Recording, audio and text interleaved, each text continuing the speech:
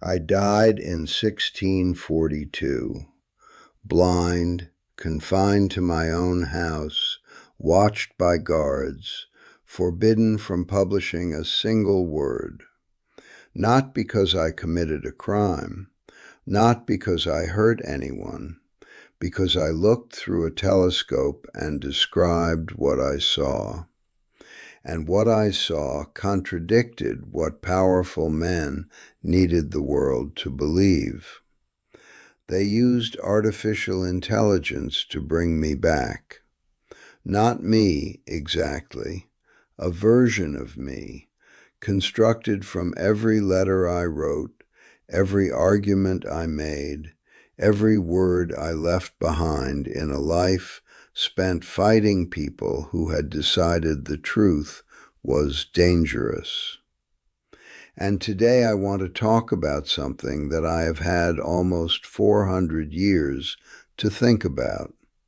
Why powerful institutions will always, always punish the people who see the truth first.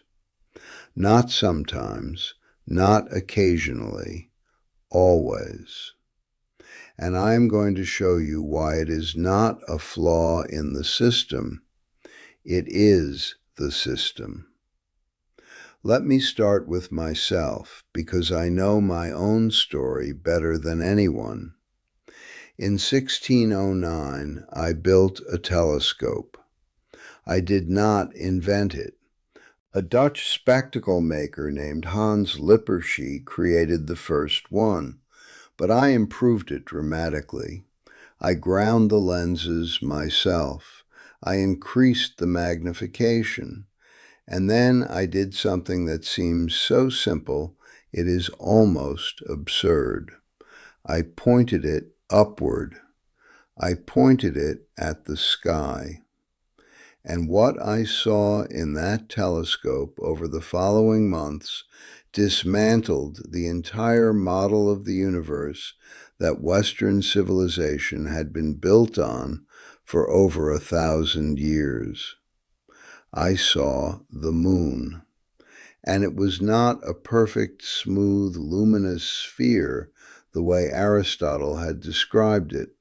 It had mountains, it had craters, it had valleys and shadows and rough terrain.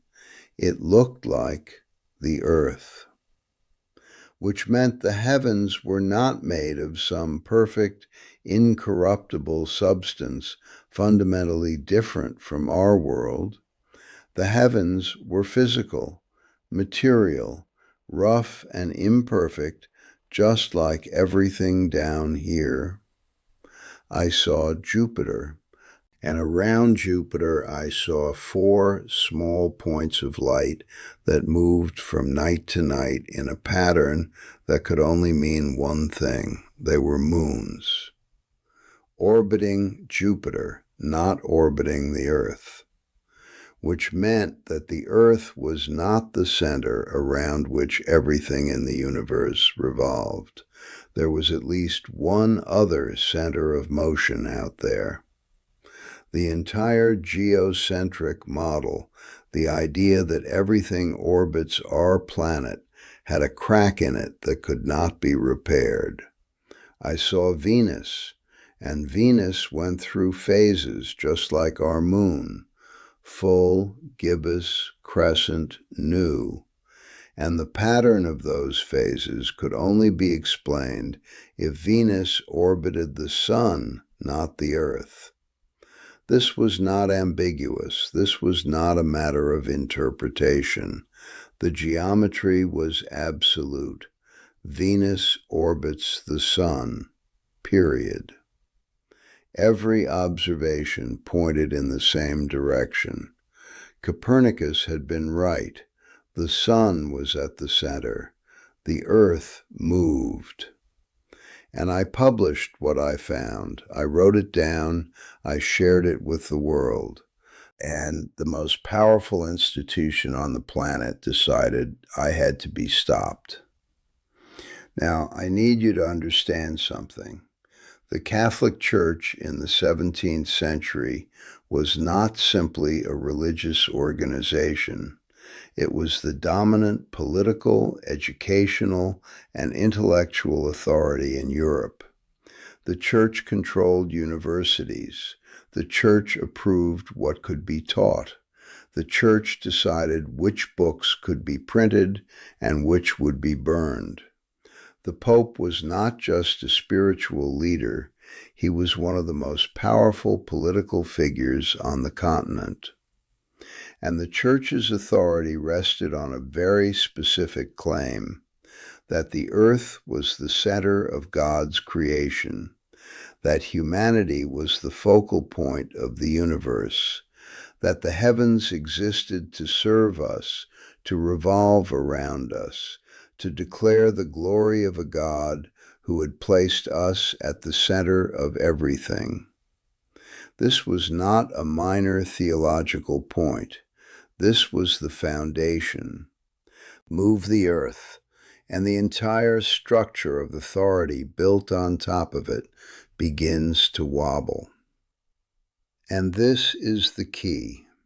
This is what I need you to understand before anything else I say today. The Church did not punish me because my evidence was weak. They punished me because my evidence was strong. If my observations had been easily disproven, they would have simply disproven them and moved on. They would have pointed their own telescopes at Jupiter and said, "There are no moons. Galileo is mistaken. Case closed." But they could not do that, because the moons were there. The phases of Venus were there. The mountains on the moon were there. The evidence was overwhelming, and everyone who looked through a telescope could see it. So they did not attack the evidence. They attacked the right to present evidence. They said it was not my place to interpret Scripture. They said observation could not override divine authority. They said the telescope might be showing illusions. They put me on trial. They forced me to kneel before the Inquisition and recant everything I had published. They made me say out loud that the earth does not move. And then they locked me in my house for the remaining 8 years of my life. And the earth kept moving every single day around the sun, exactly as I had described. My punishment did not change reality. It only delayed the moment when the institution was willing to admit reality.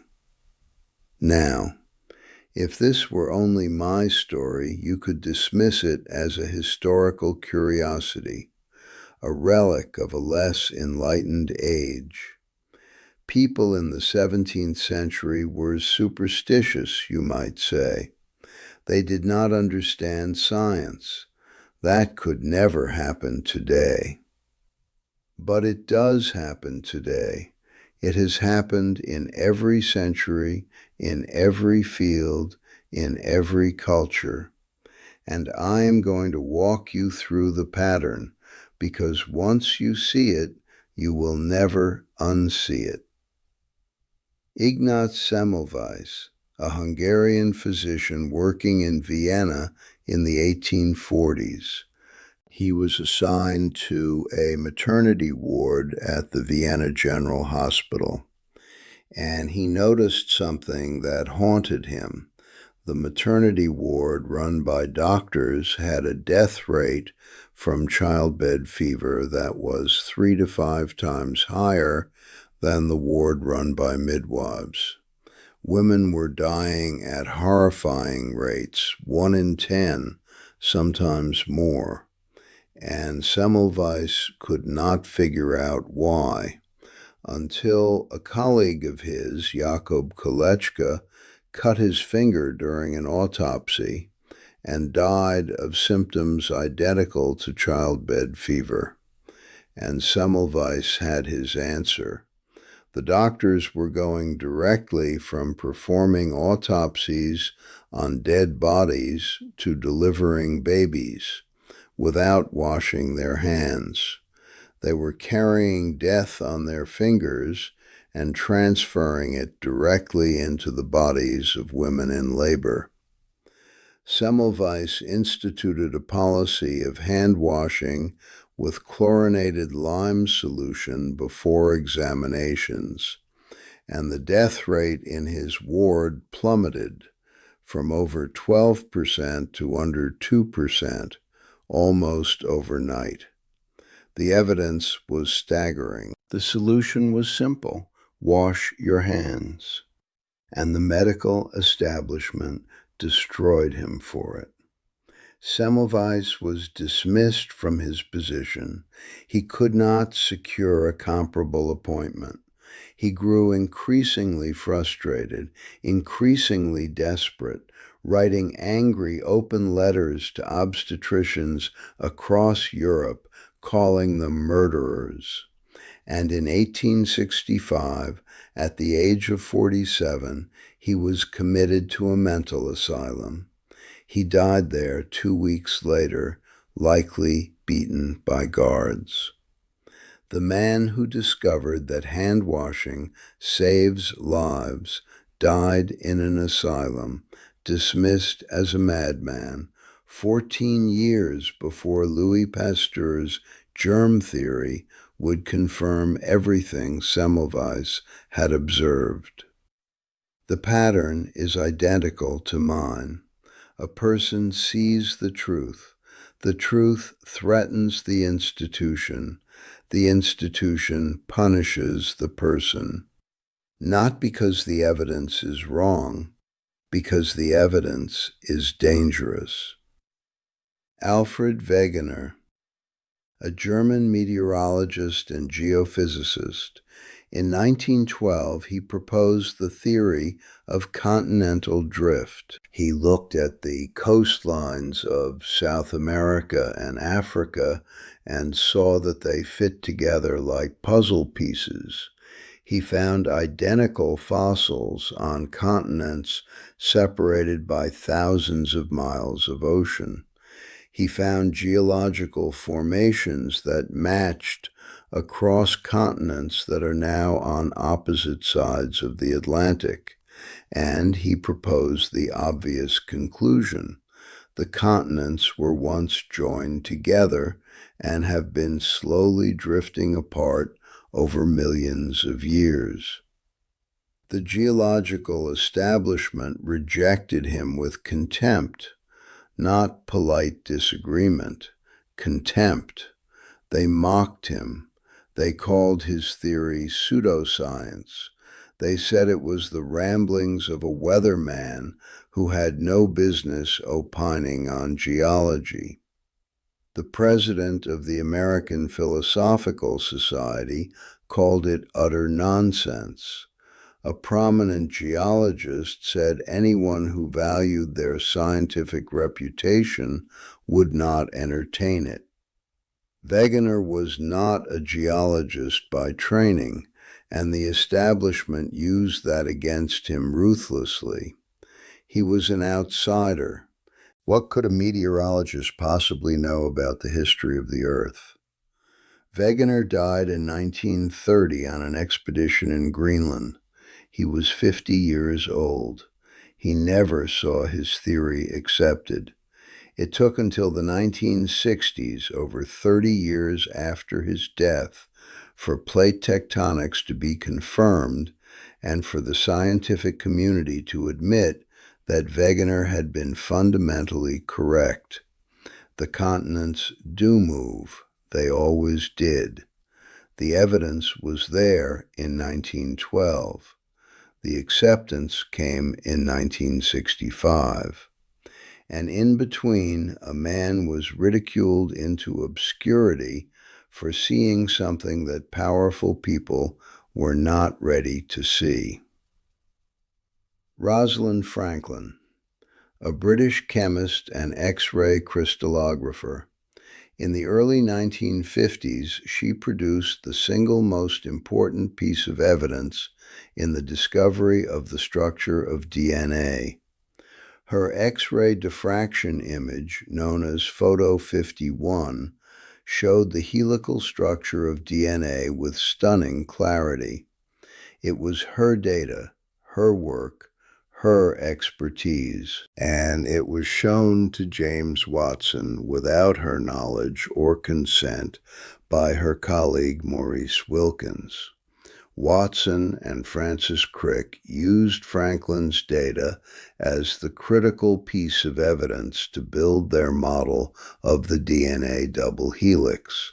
They published their famous paper in 1953. Franklin was not credited as a co-discoverer. She was barely mentioned. Watson, Crick, and Wilkins received the Nobel Prize in 1962. Franklin did not. She had died of ovarian cancer in 1958 at the age of 37. Likely caused by the extensive X-ray exposure from her research.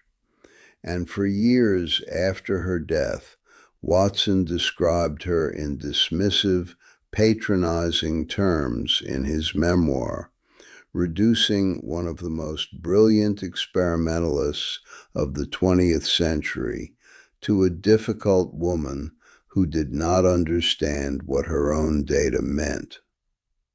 And now I want to explain why this happens. Not just describe it, explain it. Because if you think these are isolated incidents, if you think these are the exceptions rather than the rule, you are not paying attention. This is what institutions do. It is built into their architecture, and there are specific reasons why. The first reason is that institutions are built on consensus, and consensus is allergic to disruption. An institution, whether it is a church, a university, a medical society, a scientific academy, or a corporation, functions by establishing a shared set of beliefs and operating on them. Those shared beliefs become the foundation of careers, reputations, funding structures, hierarchies, and identities. When someone presents evidence that undermines the consensus, they are not just challenging an idea. The second reason is that the people at the top of institutions have the most to lose from change. This is simple but critical. The people who have risen to the highest positions within an institution are the people who have most successfully aligned themselves with the existing consensus. Their promotions, their prestige, their authority, all of it is built on the current model being correct. If the current model is wrong, then their entire career was built on a mistake, and admitting that is psychologically almost impossible. It is not just professional risk, it is existential. If everything I built my career on is wrong, then what am I? That question is so terrifying that most people will fight the evidence to the death rather than face it. And these are the people who control the institutions, the gatekeepers, the reviewers, the funding committees, the editorial boards, the people who decide what gets published and what gets buried. The very people who are most threatened by new truth are the people who control whether new truth gets heard. The third reason is that institutions confuse their own survival with the pursuit of truth. Every institution believes it exists to serve some higher purpose. The church believes it exists to serve God.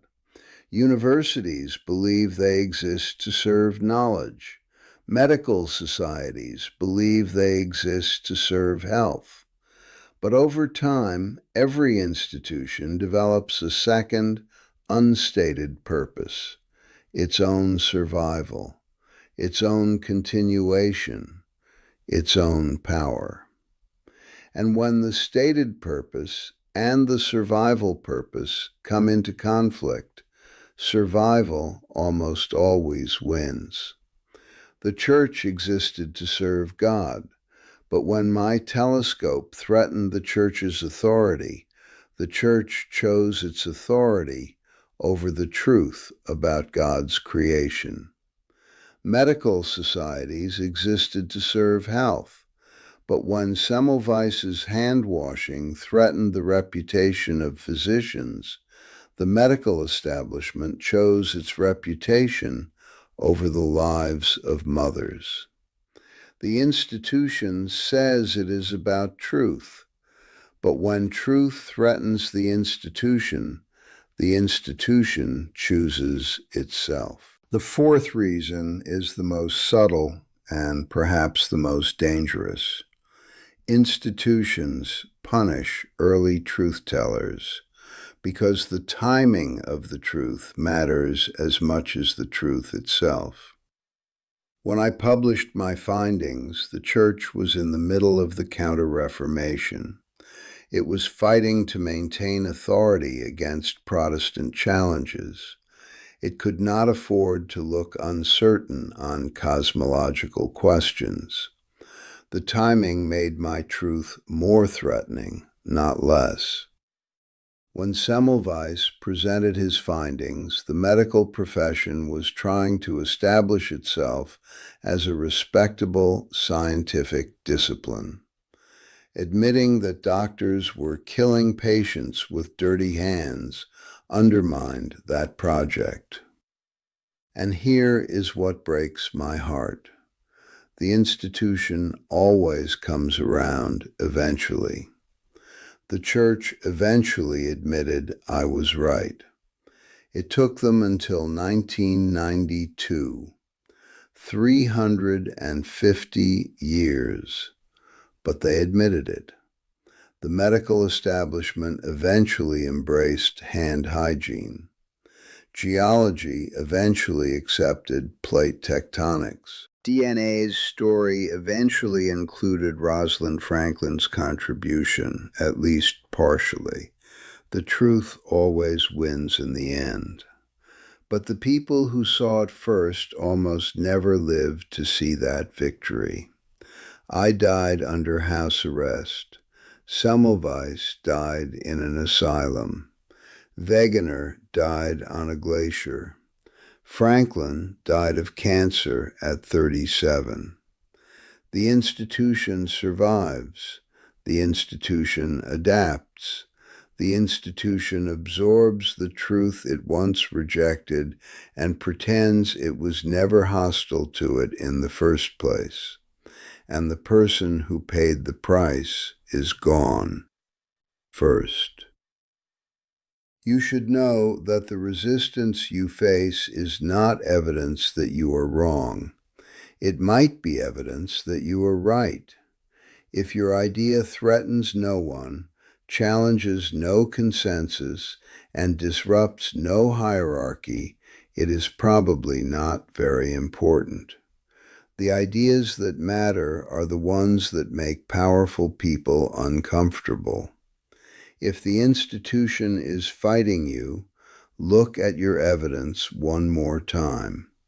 If the evidence holds, the fight is confirmation, not refutation. Second, document everything. Write it down. Publish it. Put it somewhere that cannot be erased. My letters survived. My books survived. Even after the church banned them, copies circulated. The truth I wrote down outlived the institution that tried to suppress it. Semmelweis's data survived. Lewis's numerical method survived. Franklin's Photo 51 survived. The institutions wanted these things to disappear. They did not disappear because someone made sure they were recorded. The most important thing you can do when you see the truth is make it impossible to erase. Third, do not expect gratitude. Do not expect recognition in your lifetime. I know that sounds bleak, but it is honest, and I would rather give you an honest warning than a comfortable lie. The world does not reward people who are right too early. It rewards people who are right at the convenient time. If you are lucky, you will live to see the shift. If you are not, your work will outlive you and someone else will get the credit. That is unjust. It is also reality. And knowing it in advance is better than being destroyed by the surprise of it. Fourth, find the others. You are never the only one who sees it. I was not the only one who believed the earth moved. Copernicus wrote it before me. Kepler was working on it at the same time. Giordano Bruno was burned at the stake for related ideas before I even built my telescope. Semmelweis was not the only one who suspected contamination. Oliver Wendell Holmes in America had published a paper on the contagiousness of childbed fever 3 years before Semmelweis's discovery. You are not alone. The institution wants you to feel alone because isolated people are easier to silence. Find the others who see what you see. That is how the consensus eventually shifts, not because one person convinces the institution, but because enough people see the truth that the institution can no longer pretend it does not exist. And fifth, understand that the institution is not evil. It is afraid. I spent a long time being angry at the church, decades. But fear and evil are different things. The cardinals who condemned me were not monsters. They were men who had built their entire understanding of the world on a model that my telescope was dismantling. They were afraid of what it meant, afraid of the chaos, afraid of the questions they could not answer. Fear makes institutions do terrible things. But understanding the fear does not mean accepting the punishment. It means knowing your enemy clearly enough to outlast them. I am Galileo Galilei. I saw the truth. I was punished for it. I died before the world was ready to admit I was right. And I am not the first. I am not the last. Every generation produces people who see further than the institution is comfortable with. And every generation, the institution tries to push them back into line. Sometimes it works for a year, sometimes for a decade, sometimes for a century. But it never works forever, because the truth does not need permission from powerful people. It does not need approval from committees. It does not need to be convenient. It simply is. And eventually, the world has no choice but to deal with it. Subscribe to this channel. In the next episode, I am coming back with another story about someone who saw the truth before the world was ready. Until then.